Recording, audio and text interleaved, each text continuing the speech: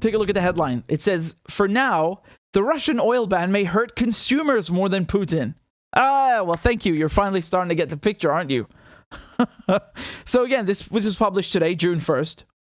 And they say here that, the EU cutting off Russian oil in the short term is likely to hurt consumers in the West while filling Russia's coffers. So as evidence, they point to the effects of the US ban on Russian oil and gas in March. Although that policy was aimed at further isolating Russia economically and politically, it also immediately led to a jump in global oil prices. This is exactly what I have been telling you guys for, literally months now. We were live watching the gas prices go up, watching the oil prices go up, because the US had only thought of banning Russian oil imports. So they were, basically just contemplating it.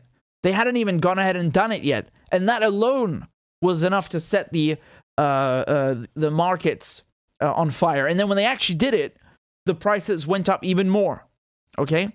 And in the article here, they say that the EU's efforts to swear off Russian oil, which is expected to reduce imports by roughly 1.5 million barrels a day, has pushed the price of crude higher still.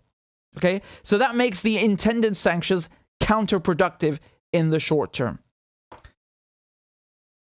So this analyst at the ISPI think tank in Milan says that the Russian oil embargo could eventually backfire. Quote, the risk is that the price of oil in general goes up because of the European sanctions. And if the price goes up a lot, the risk is that Russia starts to earn more and Europe loses the bet. And I mean, this is not a hypothetical. This is what's been happening. So even though Russia's been selling and producing less oil during the last couple of months, generally speaking, its energy production and energy sales have not been as high, obviously because of the sanctions. They've made more money because the prices have gone up. Do you understand?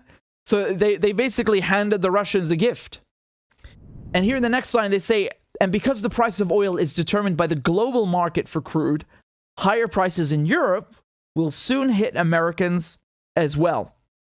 Anything that goes on anywhere in the world will ultimately come back to impact the US consumer. And here it is right in front of you.